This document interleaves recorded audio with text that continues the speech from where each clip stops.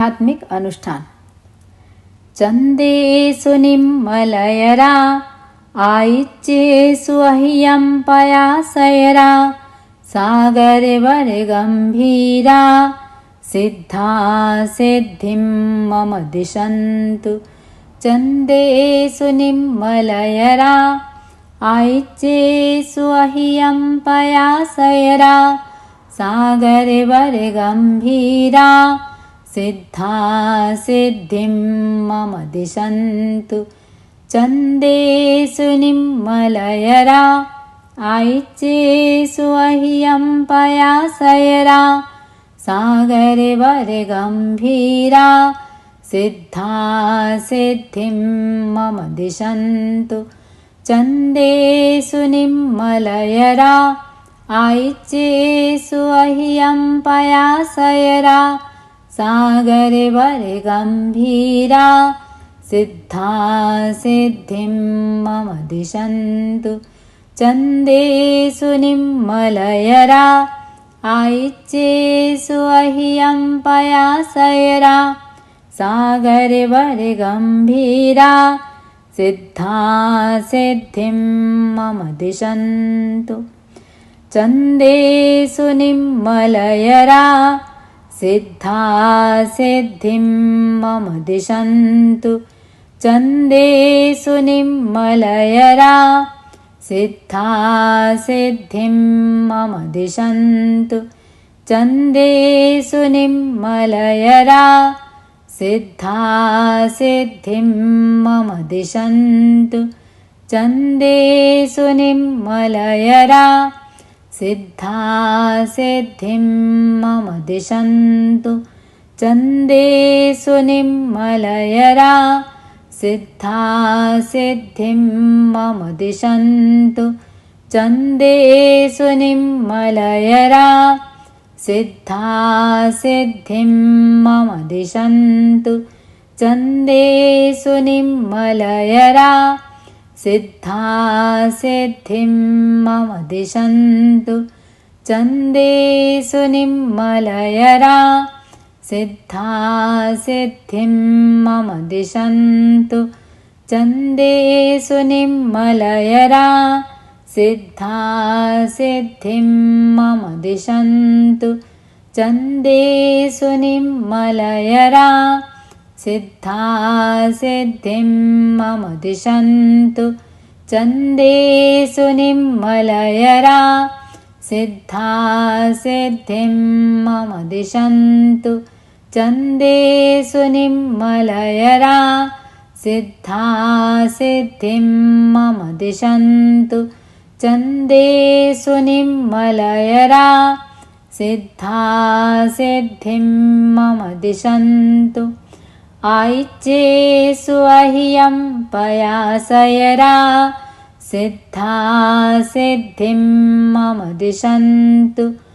आयिच्येषु अह्यं पयासयरा सिद्धा सिद्धिं मम दिशन्तु। आयिच्येषु अह्यं पयासयरा सिद्धा सिद्धिं मम दिशन्तु। आयिच्येषु अह्यं पयासयरा सिद्धा सिद्धिं मम दिशन्तु। आयिच्येषु अह्यं पयासयरा सिद्धा सिद्धिं मम दिशन्तु। आयिच्येषु अह्यं पयासयरा सिद्धा सिद्धिं मम दिशन्तु। आयिच्येषु अह्यं पयासयरा सिद्धा सिद्धिं मम दिशन्तु। आयिच्येषु अह्यं पयासयरा सिद्धा सिद्धिं मम दिशन्तु। आयिच्येषु अह्यं पयासयरा सिद्धा सिद्धिं मम दिशन्तु। आयिच्येषु अह्यं पयासयरा सिद्धा सिद्धिं मम दिशन्तु। आयिच्येषु अह्यं पयासयरा सिद्धा सिद्धिं मम दिशन्तु।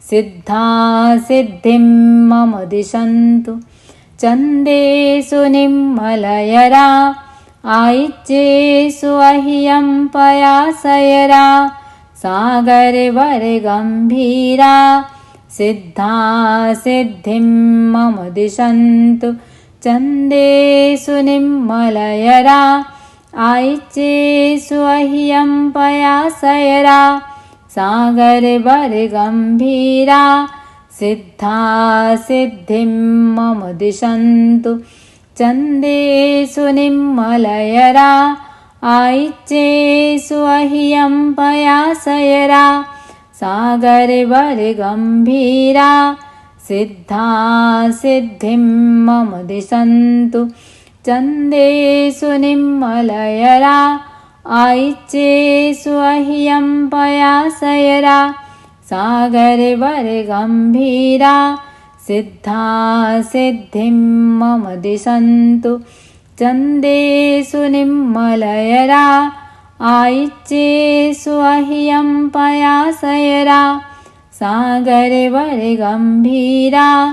सिद्धासिद्धिं मम दिशन्तु।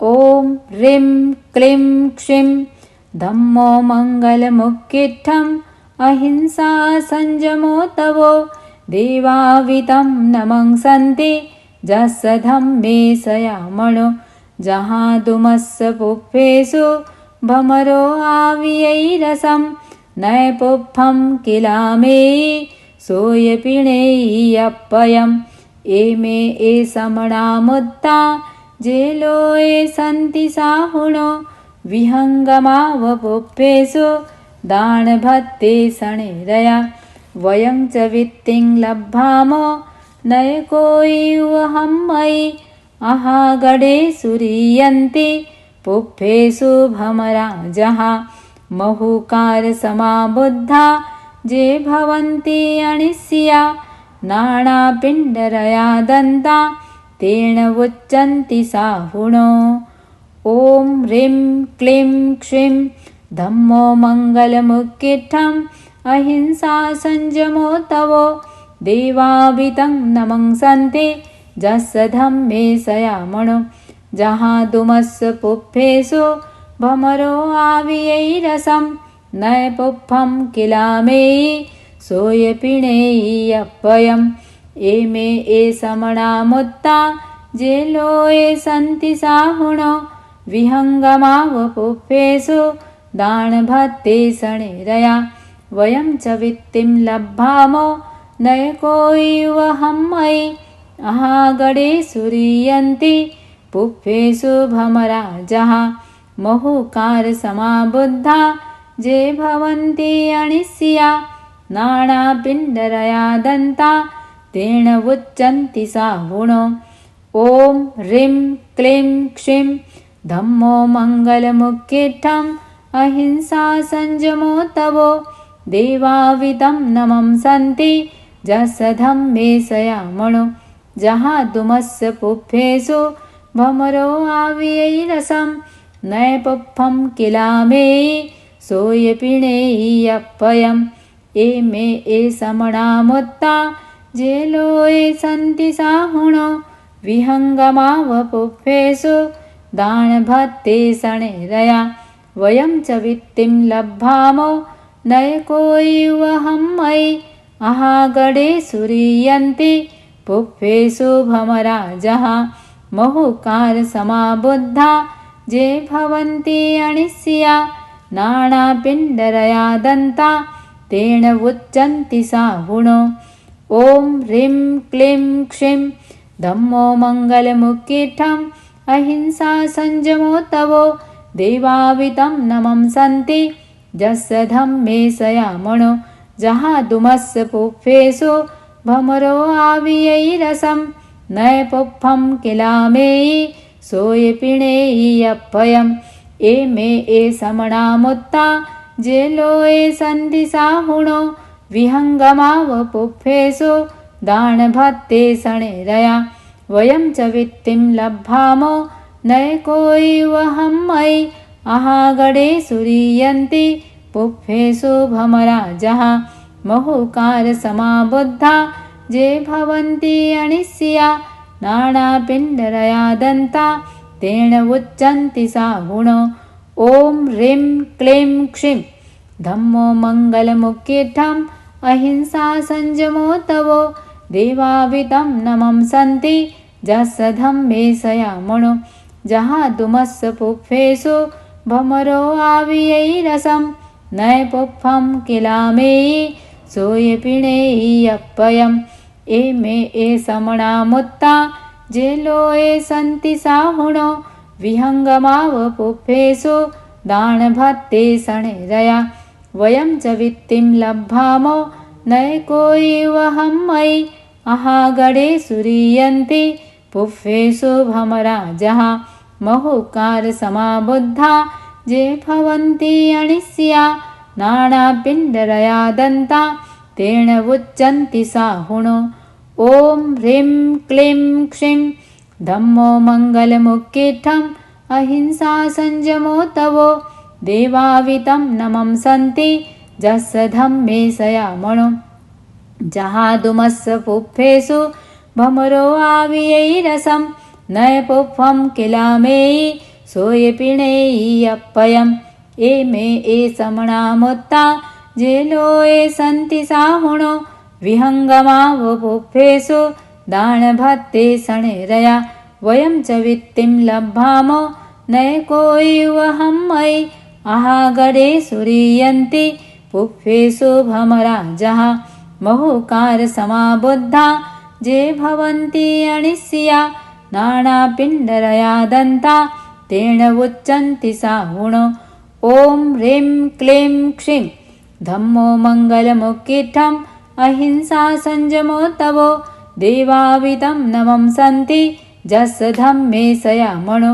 जहादुमस्य पुष्पेषु भमरो आवियैरसं नैपुष्पं किलामेयि सोऽपिणेयि अप्ययम्। एमे समणा मुत्ता ये लोये सन्ति साहुणो विहङ्गमाव पुष्पेषु दानभत्ते शणैरया। वयं च वित्तिं लब्धामो नैकोऽवहं मयि अहागडे सुरीयन्ति पुष्पेषु भमराजः। महुकारसमाबुद्धा ये भवन्ति अनिस्या नानापिण्डरया दन्ता तेन उच्यन्ति साहुणोत्तिबेमि। ॐ उवसग्गहरं पासं वन्दामि कम्मघनमुखं विसहरविसनिन्नासं मङ्गलकल्याणावासं विसहरफुलिङ्गमन्तं कण्ठे धारयिजोषयामणुः तस्य गहरोगमारि दुःठजराजन्ति उवसामं चिट्ठौ दूरे मन्तो तुच्छपणामो विबहुफलो होयि नरतिर्ये सुविजीवा पावन्ति न दुःखदोहग्गम् तुह सम्मत्ते लब्धे चिन्तामणिकप्पपायवभ्ये पावन्ति अविघ्नेनं जीवा अयरामरं ठाणम् इयसन्थो महायस भक्तिभरनिर्भरेण हियेण तादेव दिज्जबोहिं भवे भवे पासजिणचन्द। ॐ ह्रीं श्रीं अरहं नमयूण पास विसहर वसः जिणफुलिं ह्रीं श्रीं नमः। ॐ उवसग्गहरं पासं वन्दामि कम्मघनमुखं विसहरविसनिन्नासं मङ्गलकल्याणावासं विसहरफुलिङ्गमन्तं कण्ठे धारयिजोषयामणुः तस्य गहरोगमारि दुःठजराजन्ति उवसामं चिट्ठौ दूरे मन्तो तुज्यपणामो विबहुफलो होयि नरतिर्ये सुविजीवा पावन्ति न दुःखदोहग्गम् तुह सम्मत्ते लब्धे चिन्तामणिकप्पपायवभ्ये पावन्ति अविघ्नेनं जीवा अयरामरं ठाणम् इयसन्थो महायस भक्तिभरनिर्भरेण हियेण तादेव दिज्जबोहिं भवे भवे पासजिणचन्द। ॐ ह्रीं श्रीं अरहं नमयूण पास विसहर वस जिणफुलिं ह्रीं श्रीं नमः। ॐ उवसग्गहरं पासं वन्दामि कम्मघनमुखं विसहरविसनिन्नासं मङ्गलकल्याणावासं विसहरफुलिङ्गमन्तं कण्ठे धारयिजोषयामणुः तस्य गहरोगमारि दुःठजराजन्ति उवसामं चिट्ठौ दूरे मंतो तुझ प्रणामो भी बहुफलो होई। नरतिरिये सुविजीवा पावन्ति न दुख दो हग्गम। तुह सम्मत्ते लद्धे चिंतामणि कप्पपाय वभ्भये। पावन्ति अविघ्नेणं जीवा ऐरामरं ठाणम्। ये संतो महायस भक्तिभर निभरेण हियेण। तादेव दिज्जबोहिं भवे भवे पास जिण चंद। ओम ह्रीं श्रीं अरहं नम्यूण पास विसहर वस जिण पुलिं ह्रीं श्रीं नमः। ओम उवसग्गहरं पासं पासं वन्दामि कम्म गणमुक्कं। विसहर विसनिन्नासं मङ्गलकल्याणावासं। विसहर पुलिङ्गमन्तं कंठे धारयिजोषयामणुवो। तस्य गहरोगमारी दुष्टजराजन्ति उवसामम्। चिट्ठौ दूरे मंतो तुझ प्रणामो भी बहुफलो होई। नरतिरिये सुविजीवा पावन्ति न दुख दो हग्गम। तुह सम्मत्ते लद्धे चिंतामणि कप्पपाय वभ्भये। पावन्ति अविघ्नेणं जीवा ऐरामरं ठाणम्। ये संतो महायस भक्तिभर निभरेण हियेण। तादेव दिज्जबोहिं भवे भवे पास जिण चंद। ओम ह्रीं श्रीं अरहं नम्यूण पास विसहर वस जिण पुलिं ह्रीं श्रीं नमः। ओम उवसग्गहरं पासं पासं वन्दामि कम्म घणमुक्कं। विसहर विसनिन्नासं मङ्गलकल्याणावासं। विसहर पुलिङ्गमन्तं कंठे धारयिजोषयामणुवो। तस्य गहरोगमारी दुष्टजराजन्ति उवसामम्। चिट्ठौ दूरे मंतो तुझ प्रणामो भी बहुफलो होई। नरतिरिये सुविजीवा पावन्ति न दुख दो हग्गम। तुह सम्मत्ते लद्धे चिंतामणि कप्पपाय वभ्भये। पावन्ति अविघ्नेणं जीवा ऐरामरं ठाणम्। ये संतो महायस भक्तिभर निभरेण हियेण। तादेव दिज्जबोहिं भवे भवे पास जिण चंद। ओम ह्रीं श्रीं अरहं नम्यूण पास विसहर वस जिण पुलिं ह्रीं श्रीं नमः। ओम उवसग्गहरं पासं पासं वन्दामि कम्म गणमुक्कं। विसहर विसनिन्नासं मङ्गलकल्याणावासं। विसहर पुलिङ्गमन्तं कंठे धारयिजोषयामणुवो। तस्य गहरोगमारी दुष्टजराजन्ति उवसामम्। चिट्ठौ दूरे मंतो तुझ प्रणामो भी बहुफलो होई। नरतिरिये सुविजीवा पावन्ति न दुख दो हग्गम। तुह सम्मत्ते लद्धे चिंतामणि कप्पपाय वभ्भये। पावन्ति अविघ्नेणं जीवा ऐरामरं ठाणम्। ये संतो महायस भक्तिभर निभरेण हियेण। तादेव दिज्जबोहिं भवे भवे पास जिण चंद। ओम ह्रीं श्रीं अरहं नम्यूण पास विसहर वस जिण पुलिं ह्रीं श्रीं नमः। ओम उवसग्गहरं पासं पासं वन्दामि कम्म घणमुक्कं। विसहर विसनिन्नासं मङ्गलकल्याणावासं। विसहर पुलिङ्गमन्तं कंठे धारयिजोषयामणुवो। तस्य गहरोगमारी दुष्टजराजन्ति उवसामम्।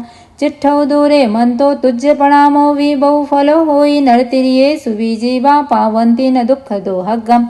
तुह सम्मत्ते लद्धे चिंतामणि कप्पपाय वभ्भये। पावन्ति अविघ्नेणं जीवा ऐरामरं ठाणम्। ये संतो महायस भक्तिभर निभरेण हियेण। तादेव दिज्जबोहिं भवे भवे पास जिण चंद। ओम ह्रीं श्रीं अरहं नम्यूण पास विसहर वस जिण पुलिं ह्रीं श्रीं नमः। ओम उवसग्गहरं पासं पासं वन्दामि कम्म गणमुक्कं। विसहर विसनिन्नासं मङ्गलकल्याणावासं। विसहर पुलिङ्गमन्तं कंठे धारयिजोषयामणुवो। तस्य गहरोगमारी दुष्टजराजन्ति उवसामम्। चिट्ठौ दूरे मंतो तुझ प्रणामो भी बहुफलो होई। नरतिरिये सुविजीवा पावन्ति न दुख दो हग्गम। तुह सम्मत्ते लद्धे चिंतामणि कप्पपाय वभ्भये। पावन्ति अविघ्नेणं जीवा ऐरामरं ठाणम्। ये संतो महायस भक्तिभर निभरेण हियेण। तादेव दिज्जबोहिं भवे भवे पास जिण चंद। ओम ह्रीं श्रीं अरहं नम्यूण पास विसहर वस जिण पुलिं ह्रीं श्रीं नमः। ओम उवसग्गहरं पासं पासं वन्दामि कम्म घणमुक्कं। विसहर विसनिन्नासं मङ्गलकल्याणावासं।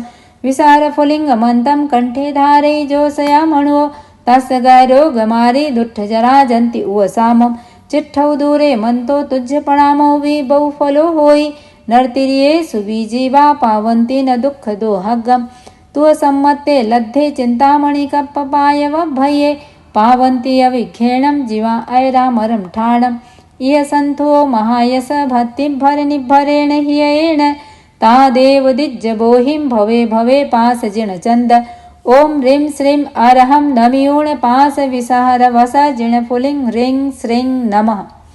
विघ्नहरण मंगलकरण स्वाम भिक्षुनो नाम, गुणयो लख समरण किया सरय अचिंत्या काम। विघ्नहरण मंगलकरण स्वाम भिक्षुनो नाम, गुणयो लख समरण किया सरय अचिंत्या काम।